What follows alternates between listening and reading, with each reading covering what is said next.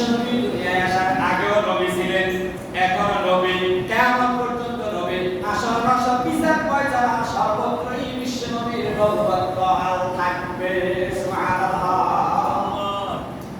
আদম শফিউল্লাহ তিনি যখন জান্নাতে ছিলেন, লেখা ছিল জান্নাতের গেট লা ইলাহা ইল্লাল্লাহ মুহাম্মাদুর রাসূলুল্লাহ। আদম শফিউল্লাহকে জান্নাত থেকে বের করে দেওয়ার পরে লা তাকরাবা হাদিস শাজারা, ওই যে নিষিদ্ধ বৃক্ষের কাছে যেতে নিষেধ করেছেন, যাইবেন শয়তানের ওয়াসওয়াসায় পড়ে যাওয়ার পরে যা হলো আপনারা জানেন, পৃথিবীর আসলে শাস্তির কদম। আল্লাহ পাক হযরত আদম আলাইহিস সালাতু ওয়াস সালামকে শ্রীলঙ্কার শরৎ দ্বীপে পাঠাইলেন, হযরত হাওয়াকে জিদ্দা পাঠাইলেন। জিদ্দা মানে হলো আদিমাতা, ওই হাওয়া আলাইহিস সালাতু ওয়াস সালাম আবার নামে হলো জিদ্দা। জিদ্দা মানে হলো আদিমাতা, হাওয়া আলাইহিস সালাতু ওয়াস সালামের উপাধি হলো আদিমাতা। আদিমাতা নয়, আদম যদি আদিমাতা, আদমের স্ত্রী কি হবে? জিদ্দা মানে হলো আদিমাতা। দুজন 350 বছর কান্নাকাটি করলেন, শেষ পর্যন্ত আল্লাহর কাছে বললেন, রব্বুল আলামিন, জান্নাতে যখন আমি আমার স্ত্রী ছিলাম, ওইখানে তো লা ইলাহা ইল্লাল্লাহ মুহাম্মাদুর রাসূলুল্লাহ দেখলাম। রব্বুল আলামিন লা ইলাহা ইল্লাল্লাহ দ্বারা বুঝলাম তুমি ছাড়া কোনো ইলাহা নাই, মুহাম্মাদুর রাসূলুল্লাহ। এই কোন মুহাম্মদ? আল্লাহ ওই মুহাম্মদের ওসিলায় আমাদেরকে, আমাকে আর আমার স্ত্রীকে মাফ করে দাও।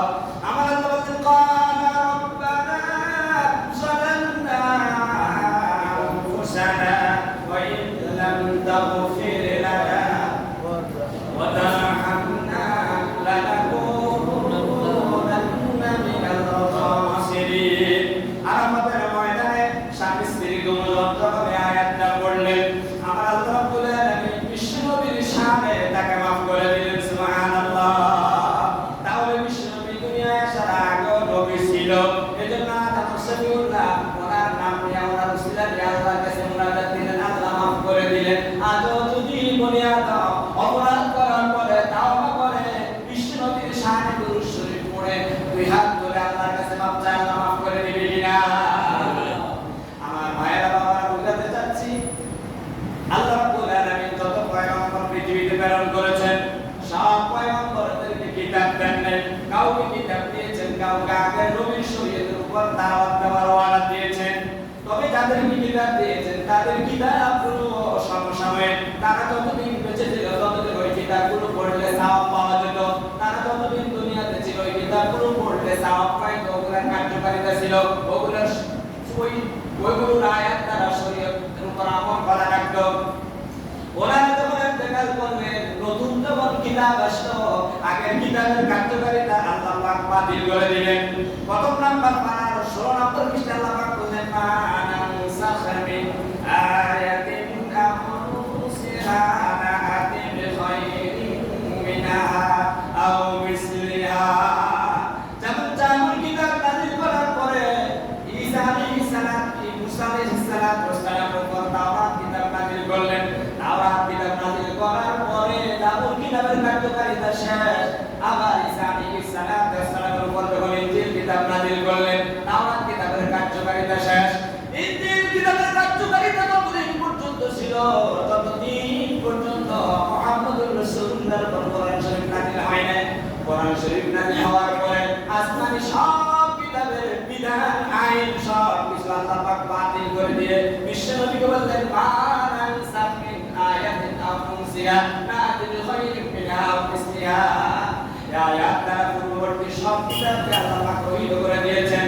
বুঝাতে চাচ্ছি, অন্যান্য নবীদেরকে যে কিতাব দিলেন, ওই কিতাবের কার্যকারিতা তাদের হায়াতের সাথে সংশ্লিষ্টতা ছিল। তারা ইন্তেকাল করলে নতুন কিতাব আসলো, তাদের কিতাবের কার্যকারিতা বাতিল হয়ে গিয়েছে। একমাত্র কেবলমাত্র বিশ্বনবী দুনিয়ায় আসার আগে নবী ছিলেন, এখনো নবী, কিয়ামতের পরও নবী। তাকে যে কিতাব দিলেন সেই কিতাব তখনও কার্যকারিতা ছিল, এখনো আছে, কিয়ামতের পরেও এই কিতাবের কার্যকারিতা থাকবে। সুবহানাল্লাহ। তাহলে এমন একজন নবীকে আমরা ভালোবাসবো কিনা? আসুন আমি যে আয়াত নিয়ে আপনাদের সামনে আলোচনা শুরু করেছি, আল্লাহ রাব্বুল আলামিন বলেন, ও দুনিয়ার মানুষেরা, যদি আমি আল্লাহকে ভালোবাসিয়াই থাকো, আমার ভালোবাসা যদি পেতে চাও, তোমরা কাজ করবে একটা, আমি তোমাদেরকে পুরস্কার দেব 2টা। এটা দিয়ে শুরু করছি। আল্লাহ বলেন সূরা আলে ইমরানের 30 নম্বর আয়াতে কুল ইন কুনতুম তুহিব্বুনাল্লাহ ও নবী গোটা পৃথিবীর সব মানুষদেরকে জানিয়ে দিন যদি তোমরা আল্লাহর ভালোবাসা পেতে চাও একটা কাজ করবে কয়টা কাজ কে ওয়াটা দিবেন আল্লাহ যদি তোমরা আল্লাহর ভালোবাসা পেতে চাও একটা কাজ করবে ফাত্তাবিউনি আমার নবীকে অনুসরণ করিবা তাহলে দুইটা পুরস্কার পাইবা ইউহিব্বুকুমুল্লাহ আল্লাহ তোমাদেরকে ভালোবাসবেন আল্লাহ যখন তোমাদেরকে ভালোবাসা দিবেন আর তোমাদের আমল নামায় কোনো গুনাহ রাখবে না ওয়া ইয়াগফির লাকুম যুনুবাকুম আল্লাহ তোমাদের যাবতীয় সব অপরাধগুলো মাফ করে দেবেন সুবহানাল্লাহ। তাহলে আমরা কি করতে হবে বিশ্বনবীকে অনুকরণ করতে হবে কি করতে হবে অনুকরণ করতে হবে অনুকরণ সম্পর্কে লম্বা একটা হাদিস শরীফ প্রিয় ভাইরা আমার বাবারা আমার ভালোবাসতে হবে বিশ্বনবীকে ভালোবাসতে হবে বিশ্বনবীকে অনুকরণ করতে হবে বিশ্বনবীর উপর ঈমান আনতে হবে ঈমান রাখতে হবে হযরত খুযাইমা রাদিয়াল্লাহু তাআলা আনহু একদিন মসজিদে নববীতে বসা ইন্টারনেটে একটা ইহুদি এসে বলল মুহাম্মদ গতকাল কামাত থেকে ক্রয় করেছেন ওদের টাকা তো দিলেন না বিশ্বনবীর চেহারা মলিন হয়ে গেল হযরত খুযাইমা পিছন থেকে দাঁড়িয়ে বলল ইয়া রাসূলুল্লাহ এই ইহুদি তো মিথ্যাবাদী আপনি তার ওদের টাকা পেমেন্ট দিয়ে দিলেন হুজুরের চেহারা আশ্চর্য হয়ে গেল ইহুদি মুখ মলিন করে চলে গেল হুজুর খুযাইমাকে ডাকলেন খুযাইমা রে আমি যখন মদিনা বাজার থেকে ক্রয় করে খুযাইমা তখন তো তুমি সেখানে উপস্থিত ছিলা না খুযাইমা রে আমাকে বলো কেমনে তুমি এত দৃঢ় বিশ্বাসী হয়ে আমি তার টাকা দিয়ে দিয়েছি খুযাইমা বলল ইয়া রাসূলুল্লাহ আপনি নবুয়তের দাওয়াত দেওয়ার আগে